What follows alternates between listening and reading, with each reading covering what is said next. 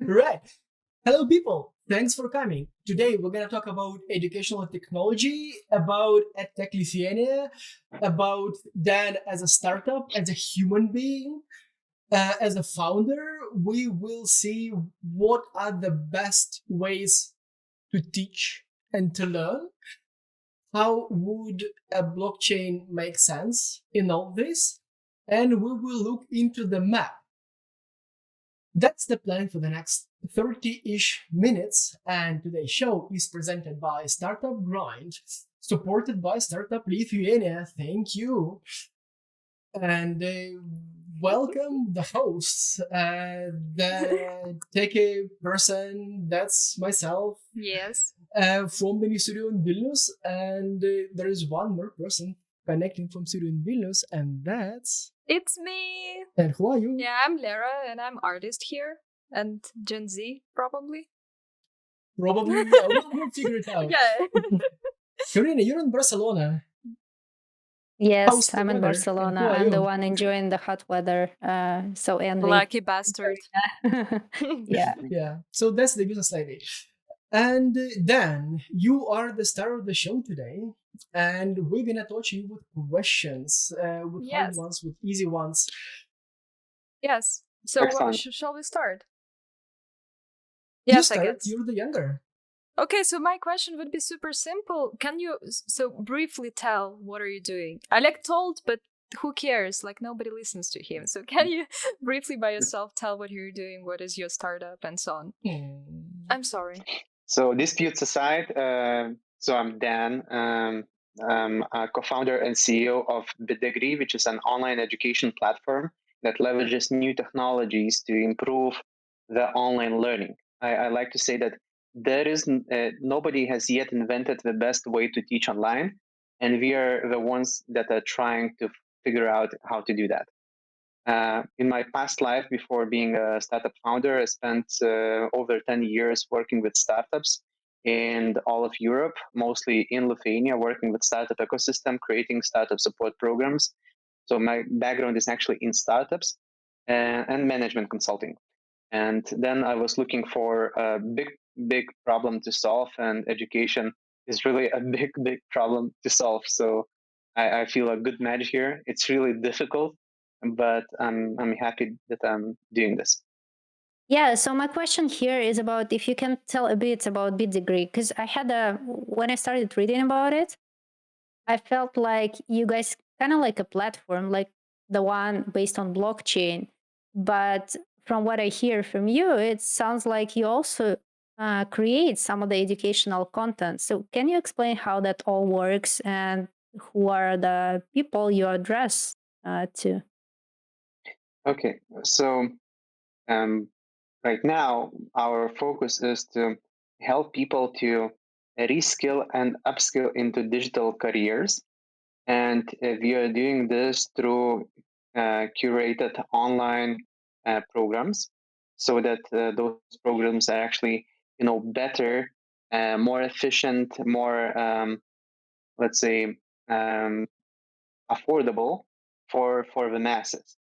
And our big idea is actually to connect the incentives of learners, educators, and employers, so that we create a more fair educational process.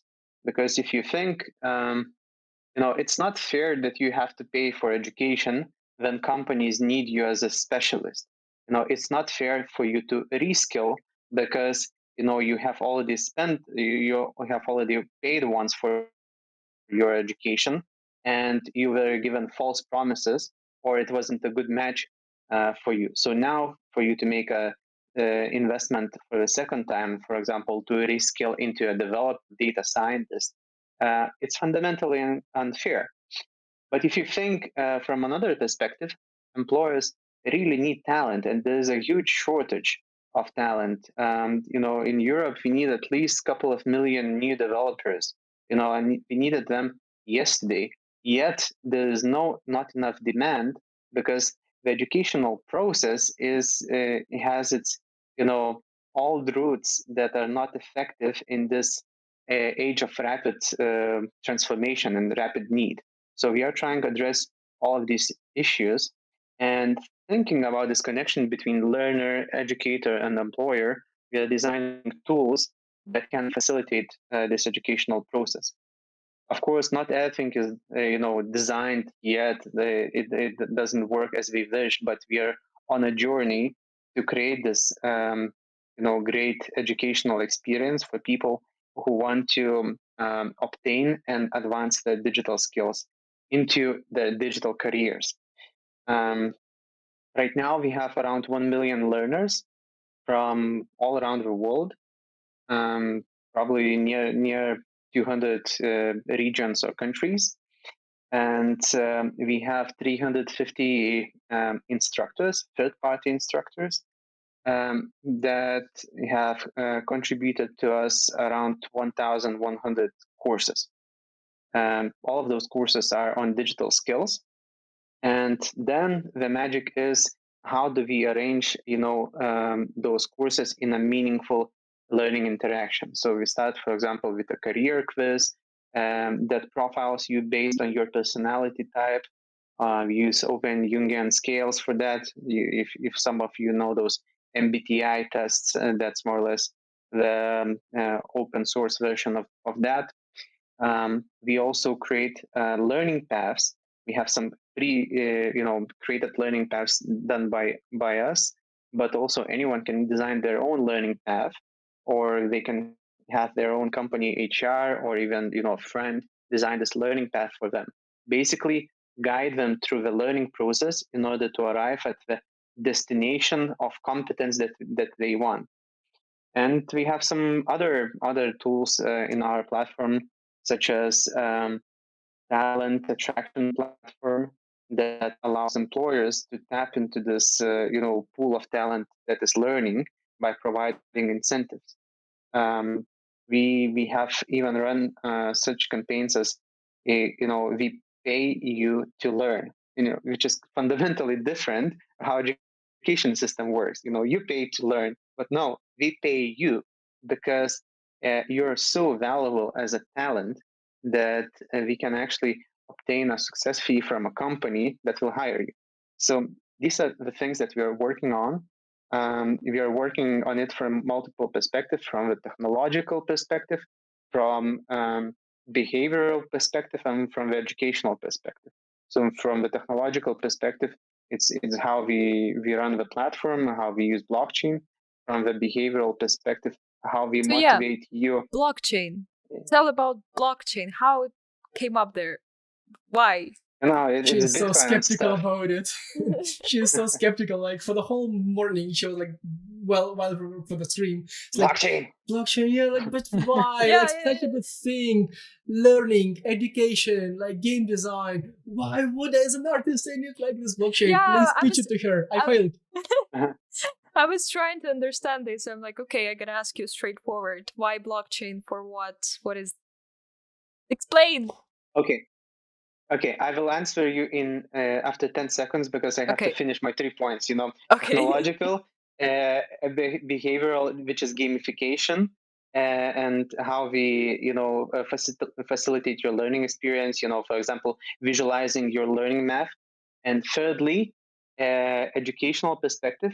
It's we are doing research together with universities into how to design learning process in order to maximize learning outcomes. So that's 3 things. And now blockchain. Yeah. I already feel you have some bad connotations with blockchain, although it's just a ledger.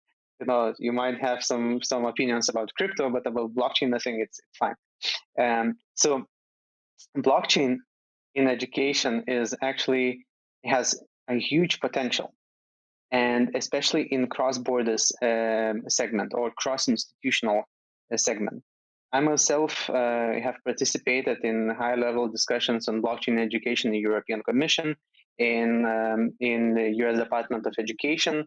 So I kind of consider myself to be this blockchain in education expert, and therefore I'm very happy that you have asked this question. So first of all, how we can apply blockchain. The most simple use case that everyone thinks of is credentials. Why do we have to have paper diploma? Right now, To show my mom. there's no need to do that.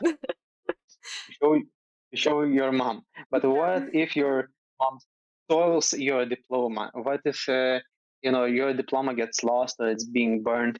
Of course, there's a second copy at the university, but if you want to request that, you will pay like 20 euros or 50 euros. There's a fee that university collects for Okay. engaging with the registrar. So paper diploma is totally useless. Not useless, but outdated. Secondly, there could be digital diplomas, and they are almost as good as blockchain diplomas. To be honest, digital diplomas are good. If university is capable enough of managing their data infrastructure, managing not to lose your information and not to get this information stolen by hackers. So blockchain would actually there are two ways of applying blockchain in credentials. First one is that university is the issuer of your diploma and it kind of underwrites the entire contract. The second one is actually you being the owner of your blockchain diploma and you being able to decide who can have access to your diploma and who not. So why would you need that? Because maybe you want to transfer to another university and transfer your credits. Now, what would happen? The registrars of two universities should call each other. You will probably pay to each of them. And then finally, they would decide, yes, that she has studied at this university. Maybe we can transfer the credits. With blockchain, this can be instantaneous. Of course, with digital systems as well, but interoperability is a big problem.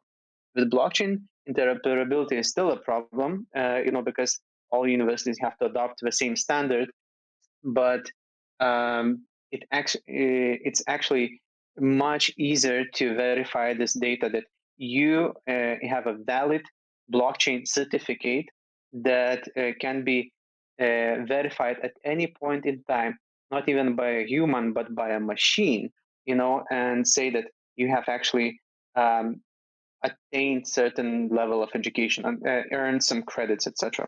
So um, in this use case, in blockchain credentials use case, it's good when you're transferring your data across different educational entities, and later on, you're transferring that maybe to your employers.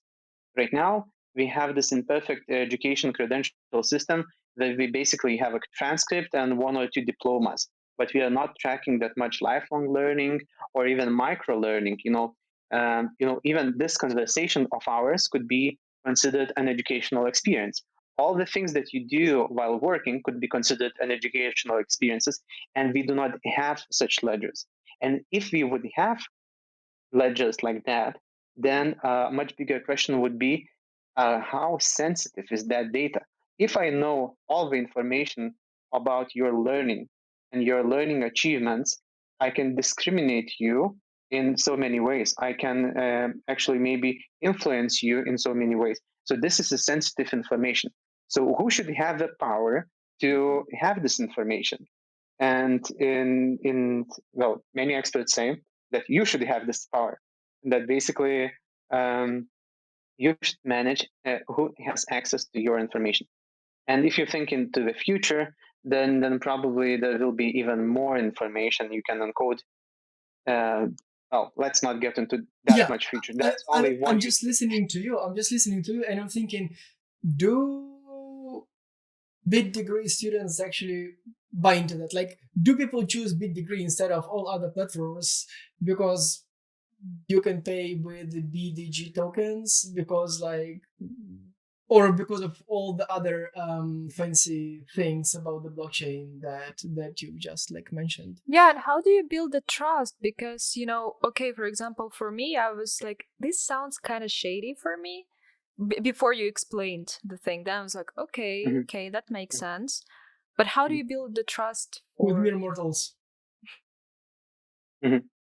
So, I don't think students choose BitDegree right now because of blockchain diplomas. because blockchain diplomas in general, all around the world, is not a big thing yet.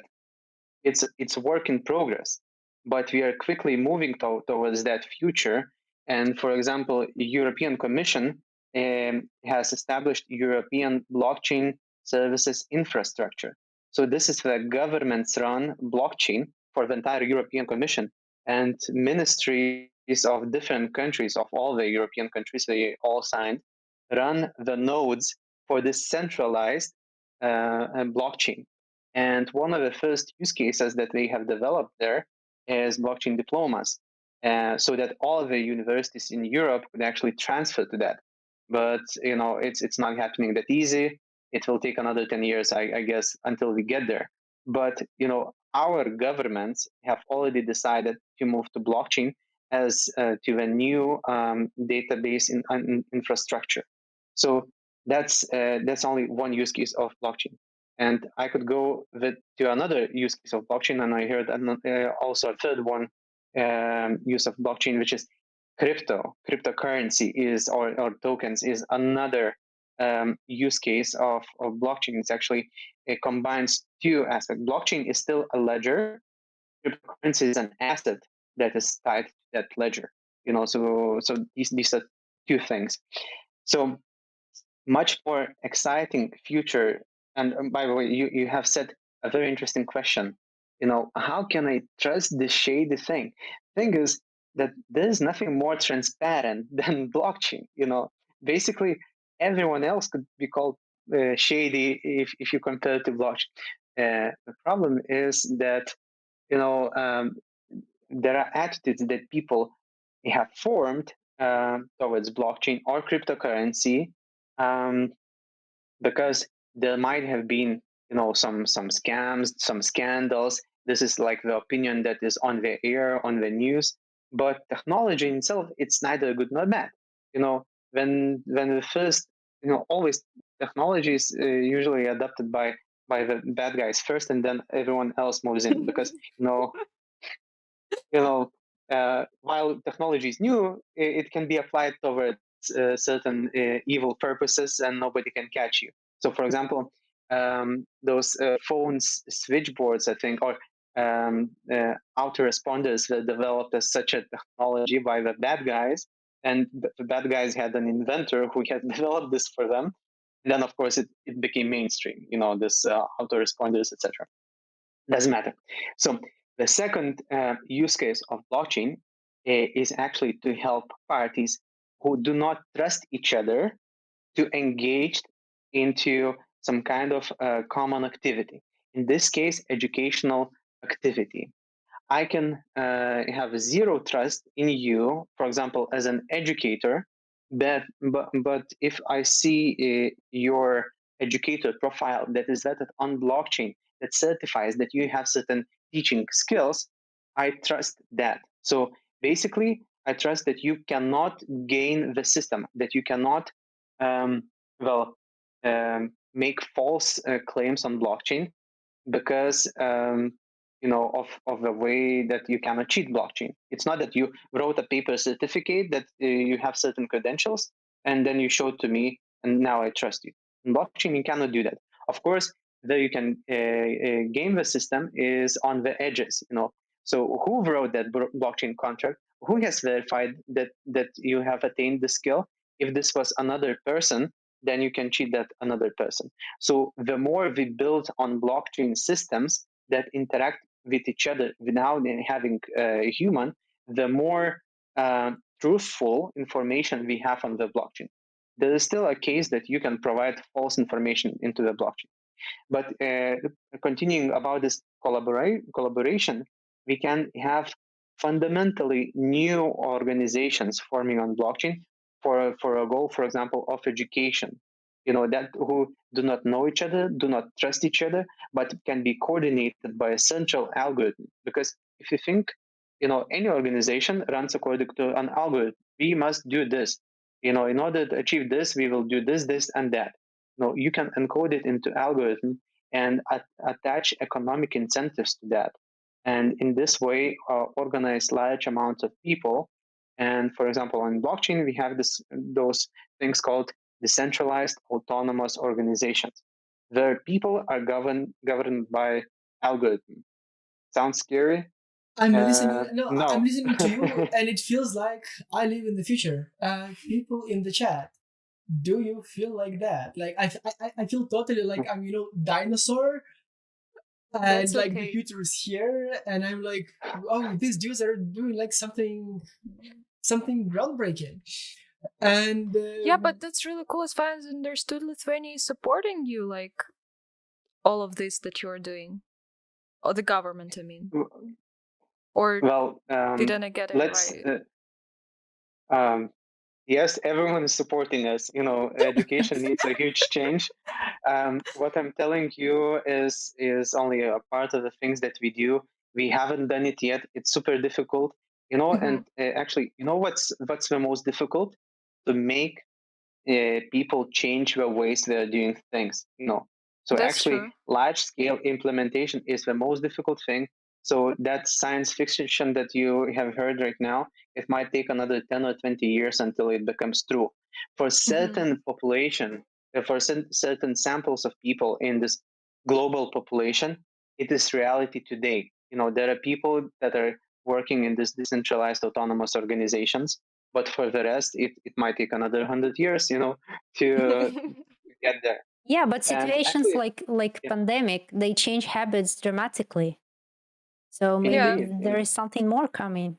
We don't know. Danielius, can I jump in with question from Marco?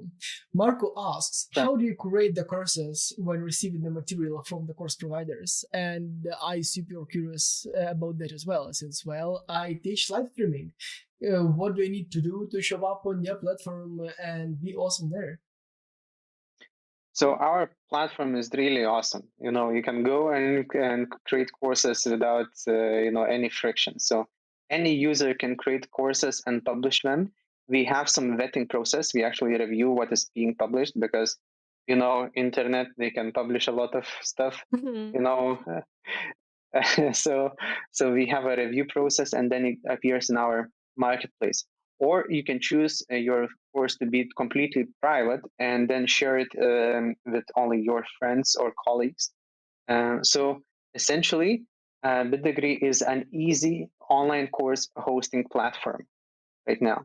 So um, however, for the end user, the end users don't care that there are so many courses. What we need is actually guidance what to learn. So that is what we are working on right now. We have noticed that we have like a lot of courses, but we cannot really construct many meaningful experiences from those courses. We still have huge gaps of knowledge in there, and we are thinking how to address that. Can we create incentives for instructors to create courses that we specifically need? Can we create incentives for them to create those courses in a specific, let's say, style? And all of that says, when I'm talking incentives, it's money. What drives the world is money. From pure, altruistic motives, nobody creates educational content or does it consistently. So in order to have this consistency, we need to create an economy. But to create an educational economy, for example, around one thing, a data science learning path or front-end developer learning path, it's a huge thing on its own. So what we started doing in order to fill those gaps, we have started creating online courses ourselves, high quality online courses, so that we would prove the business model for others who would come and create, those let's say academies of knowledge on our platform. So pretty much your business model is around using the platform and using the resources that you provide for creators of the courses. Right now, yes, but as I have mentioned, that this strategy of having a lot of different course creators is still not satisfactory at the scale that we are at. If it would be 10 times larger, or actually probably 100 times larger, then we would have enough demand pool to attract the best instructors and design the experiences. that we want. Right now, it's a chicken and egg question. We have only 1 million users. 1 million in these days is not that much, So, I we cannot say attract all that the instructors.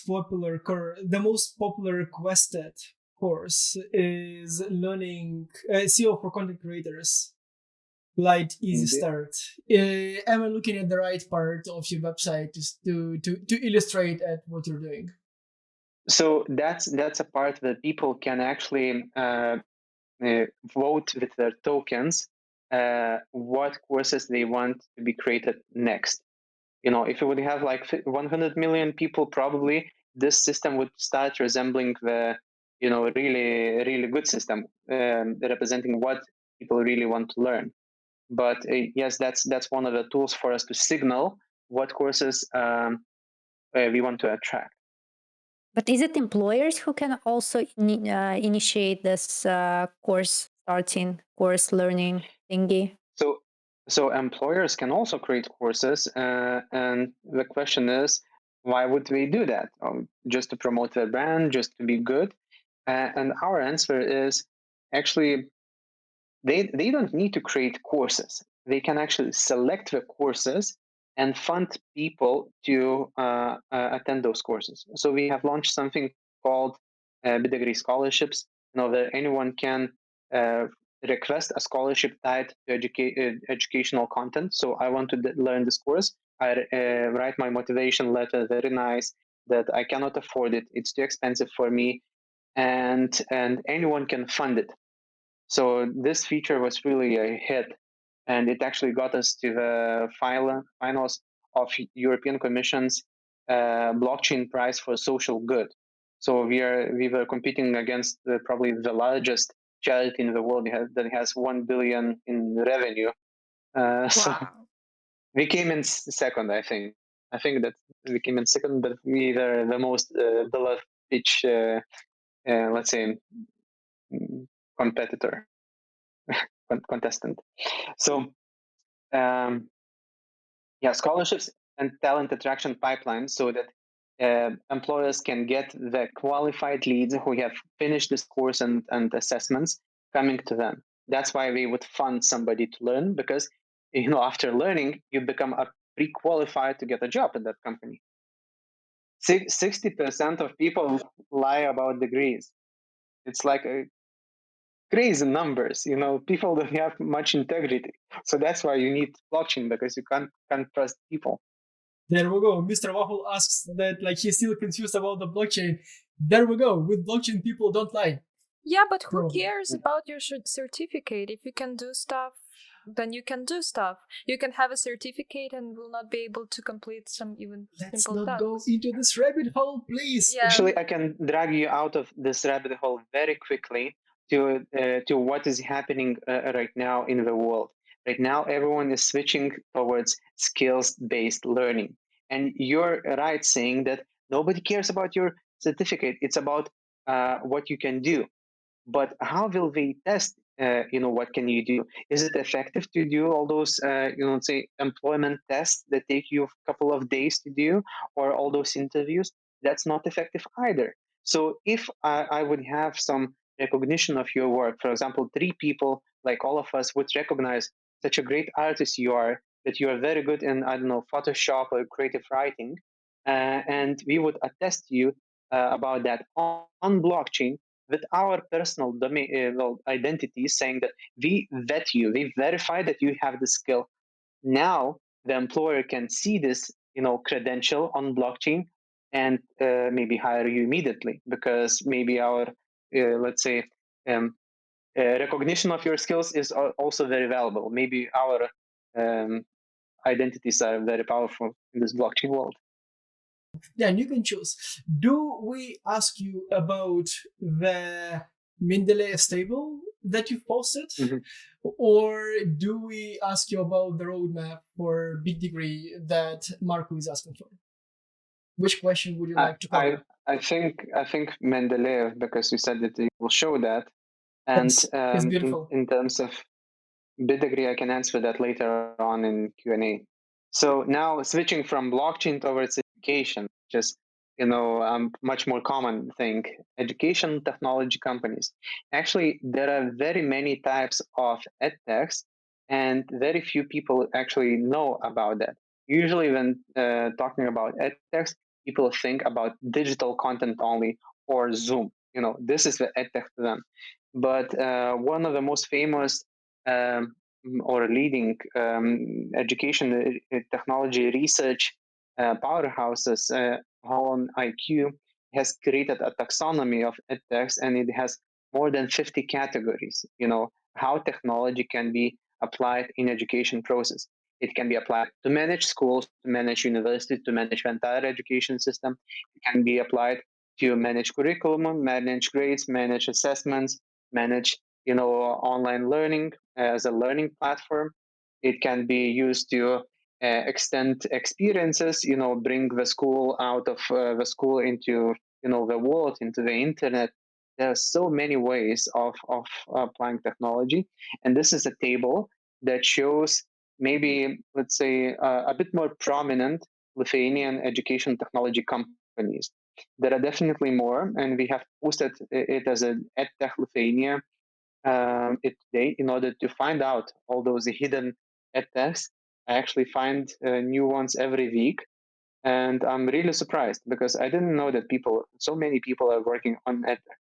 Because education is like a religion. Everyone has an opinion about it, and it's usually very strong. Either strong good or strong bad. So a lot of people want to create this education technology companies, and we want to make Lithuania the greatest place on earth to create those education technology companies. And we also we have agreed already with the Ministry of Economy and Ministry of Education in order to have initiatives that will make edtech ecosystem better. Secondly, we want to apply those edtechs to solve the Lithuania's education problems. It cannot be fast, but it can be really this. Let's say it can really reinvent education in certain problematic areas, and we hope to achieve that. And lastly, EdTech Lithuania will actually help to spread the word about the great education technologies that we have built in this country, that or have been built in this country, the rest of the world, and spread them. So this is our plan, to have EdTech Lithuania to replicate the success of FinTech Lithuania, and we hope to achieve that in five years' time, I guess. Fingers And crossed. you are a co-founder Yes. of that. You are a co-founder. I'm a of that. co-founder of that. Yes. And you have actually interviewed two other co-founders of EdTech Yes. Lithuania. And Emotica is also coming to us because Oh, excellent. Yeah, it is just fascinating that some small country just doing all this stuff that sounds science fiction. And I know it inspires me a lot. It just inspires me. And so Karina mentioned that she wanted to be young again. Then Lara told her that you don't need to be 15 to get To learn web design. Yeah, and I'm thinking it makes sense. It makes sense that it's never too late to re-educate yourself. It's never too late to learn something new. And if there are new technologies that help my older mind to comprehend and consume information and digest it and adapt, let me learn new skills when I'm old and my brain cannot remember all these things. It's just great. It's just great. And I just started believing in humanity more. I can make an even more dystopian, conclusion that in 50 years, you will be either managing technology or being managed by technology. So if you cannot learn, then there will be some technology that is managing you so that you would be a productive member of society. Thanks, people on all the channels. Meet you in people in Discord. Goodbye. Goodbye. Bye. Let's go to Bye. people.